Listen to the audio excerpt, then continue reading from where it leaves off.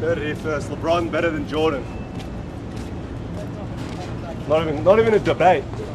Kobe better than Jordan. Not even a debate. And I got one more. LeBron James. It doesn't stop, folks. The four-time NBA champion is also a four-time MVP, a four-time NBA Finals MVP. Winning a fifth NBA championship would tie him with the likes of Magic Johnson and the late, great Kobe Bean Bryant. Max, you're up first. Would a fifth NBA title give LeBron GOAT status? I'm talking MJ, Michael Jordan, his airness GOAT status. No. LeBron's already got the career argument. It's either him or Kareem. And I think for in the pros, in the NBA, considering how LeBron's still playing at his age, it's LeBron. Peak is Jordan. And I don't see where LeBron's going to elevate his peak over Jordan's. When we talk about greatest, guys, I don't think we just mean add up all the win shares by the end of the career and who's worth more wins, right? I don't think that's what we're talking about mainly. Nor do I think it's just a guy who had one season. Oh, my God, he was all-world. He was as good as anyone I've ever seen, Bill Walton or something. I don't think that's what we're talking about. We're talking about a guy who's prime, who concentrated the highest level of performance over a significant number of years. When they were at their best, and how long did their best last? That's the best basketball ever played, right? So in baseball, if you said who's the greatest pitcher ever, you have a very good argument for Sandy Koufax. He only had 4 prime years, but one after another. No one ever did it like that.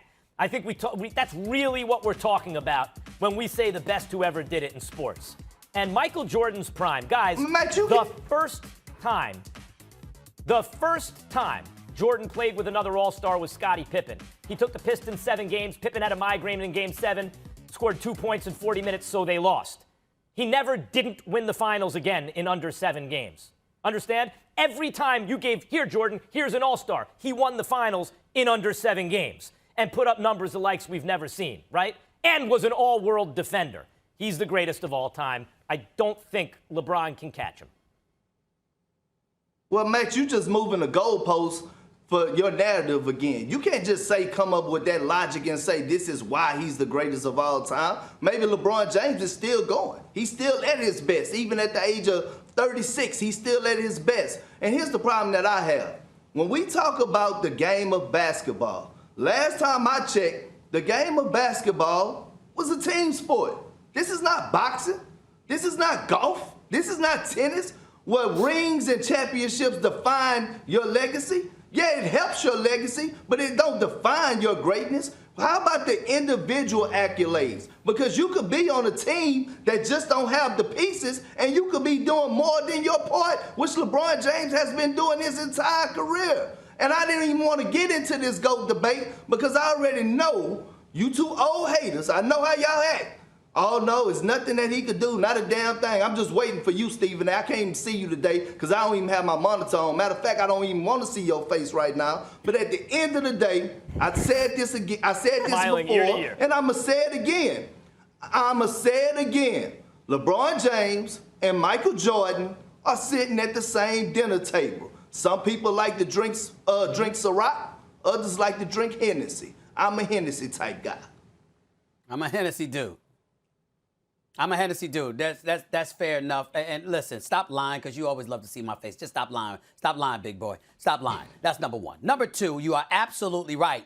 There's nothing that's going to change my mind. To me, Michael Jordan is the greatest of all time, but him and LeBron James sitting at the same table. LeBron James is on the Mount Rushmore of basketball, one of the top 4 players in the history of basketball. There is no question about that. And listen, God forbid I don't say that LeBron is number 1. I mean, what's the greatest insult in the planet? Because some of the folks in this camp, that's how they treat it. Him number 2 instead of number 1. What blasphemy are you spewing? But I think it's something to be said about the road that you traveled to get there. I think that the things that LeBron had to endure before he ultimately got to that point psychologically, mentally, emotionally, I think there's something to be said for that. I'm thinking about the scoring championships of Michael Jordan, the NBA championships of Michael Jordan, the killer instinct that was Michael Jordan. All of those things come into consideration for me. And so when I look at LeBron, it's no disrespect whatsoever. I think he's the greatest in the game today. I think he's the greatest in the history of basketball outside of Michael Jordan. But if I had to take LeBron at his best, and I don't hold up all those championship losses against him, even though he lost 6. I don't blame him for losing to the Spurs in 2007. Not I all don't of blame them, him some for of them. losing for the Spurs in 2014. I don't blame him for losing to KD and Golden State. I understand what he was working against. But in the end, all I'm saying is when I take LeBron at his best and I take Michael Jordan at his best, I would want Michael Jordan every day and twice on Sunday. Over LeBron James. And that is the only person that I would want over LeBron James in the history of basketball. I don't find that to be insulting. Stephen A is right, Perk.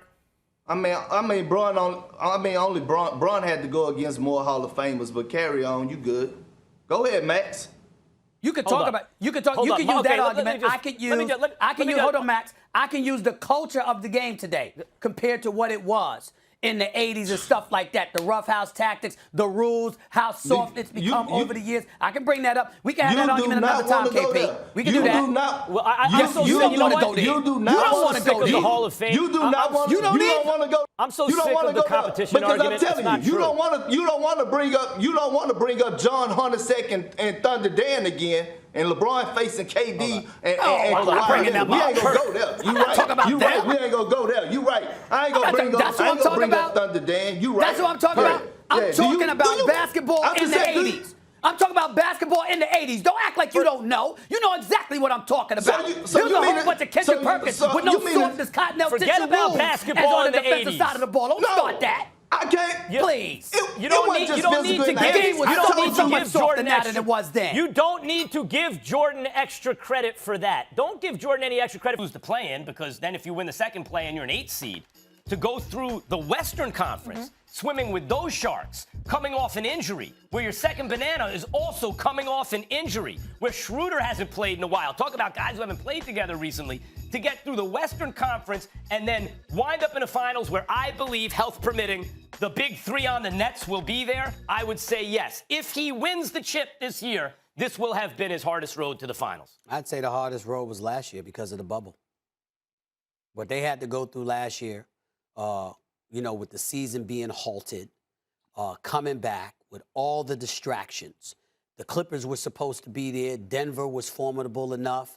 And Portland had made a run, and they were just clicking on all cylinders when they went into the playoffs after their bubble play because Damian Lillard and C.J. McCollum was doing what they were doing.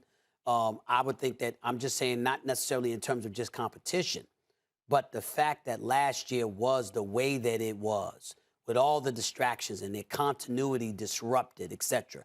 I view last year as the toughest. You know what? I'd have to say that this year, I can't say that it would be the toughest. It would definitely rank up there. And kind of going on your point, Stephen A., last year and this year, it's been this weird kind of merge. They only had a few weeks off until this season kicked off. And we all know that it's way harder to defend a championship than win it the second time. And I think if you look back in the past, in every playoff situation, we've never really seen Bron with a nagging injury. The last time he had a serious injury, he was able pretty much to sit out the rest of the season with that growing, and the Lakers were able to get a decent pick, and he was able to get a little bit of rest. They haven't had any rest. They have continued to go, and we've seen that with the injuries to AD and Bron, and even with Schroeder being out due to unfortunate circumstances, they have so many challenges ahead of them. They're still trying to figure out what they're going to do as a team, identity-wise, how they're going to put wins together, and most importantly, how is Bron going to play with that nagging ankle injury, and how is AD going to handle being the number one scoring option, and how he's going to adjust to defenses adjusting to him. So it'll be a very fascinating scenario for them, but I think definitely with lack of continuity, injuries, and really just a nonstop schedule that they've had since the bubble picked up last year, it will be a challenge. One thing that keeps coming up, Molly and Stephen A. and Chris, that I will admit from our previous argument about the big 3, whenever we point to a big 3 that might stumble, it's because of injury. And I'm treating injury like, well, that's just like an aberration, right? But really, it's a feature. If you concentrate a lot of resources in 3 players, then an injury to any one of them is a huge blow to you. So I have to acknowledge that. When I say it's all about the big three, provided health, maybe I can't just say provided health because there's always that risk. Everything you're talking about now with the Lakers, Chris, lack of continuity, short rest in the offseason, nagging injury with LeBron, same thing with AD, points to that. Points to concentration of resources in a couple of guys where now the possibility of an injury hurts you worse. Well, I mean, if you're going all in, you got to go all in. And that's the thing with the big three structure. It's a bunch of different ways to try to construct a championship team. And yes, you're right. If you're going to put those resources in to three players, then you run the risk of that. I remember back in our first championship run, the year after losing to Dallas, we're trying to get back and hopefully excel at the mountaintop. I tore my groin, and LeBron and Dwayne were still able to hold it down as a duo. But we had great players. We had guys who were willing to step up. That was always our motto, next man up. And it takes a season of dedication, practice, and hard work and togetherness, really, to get your team to that point to where your bench guys can feel that they can rise to the occasion, make some things happen, even if you don't have one of your best players there. But, you have to be as close to 100% as possible to win a championship. And if you've got a big three, all three have to be healthy to win it. No question. All right, let me spice this up real quick, fellas. Stephen A., I'm starting with you. Let's pretend that LeBron does win the championship with all these injuries he's dealt with in this difficult road. Does he finally catch MJ, in your opinion? No. No. Listen, I'm going to say it again for the 1,000th time. I'm going to keep asking. LeBron will never exceed MJ in my eyes. Okay. Because I'm counting what I witnessed the first 8-9 years of his career. I'm taking all of that into consideration, and I'm not talking numbers. I'm talking an approach. I'm talking a mentality. I'm talking about there's a lot of things that I could pick apart that's just my taste in things. I think about an assassin and a killer's mentality. Somebody that didn't come across as if they feared the moment ever. One of the things, I call LeBron James the greatest small forward, even though he's really a point forward, like a point guard. He plays a small forward position. I call him a small forward, the greatest small forward in the history of basketball. I still wouldn't want him in the last 2 minutes over Larry Bird. See how it is? In other words, I know that he's better all around, but I'm rolling with Larry Bird in the last 2 minutes. Stephen A., you, a couple weeks ago, sat here and went, if LeBron wins this year, I may have to consider. And I like that take better than this one, and I'll tell you why. I don't have religious devotion to Michael Jordan. And I think you do Jordan a disservice when you're like, no matter what LeBron does, it can never happen. Because to me, it's not about, it's MJ, I grew up watching that. It's rational. Jordan really is the greatest.